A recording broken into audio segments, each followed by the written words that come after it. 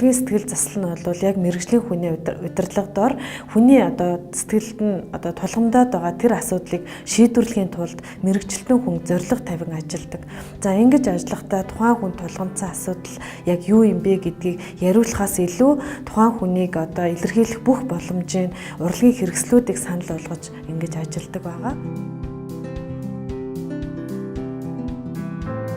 За урлагийн сэтгэл заслын үйлчилгээ нь бол тухайн тэр үйлчлүүлж байгаа хүнээс ямар нэгэн зураг зурах, дуулах, бүжиг үжиглэх гэдэг юм уу ийм урлагийн ур чадваруудыг бол шаарддаггүй. Тухайн хүн асуудлаа янз бүрийн байдлаар зургаар бүтээлч байдлуудаар дамжуулан илэрхийлж байхад бид нар бүтээлийг нь хараад оншилдоггүй.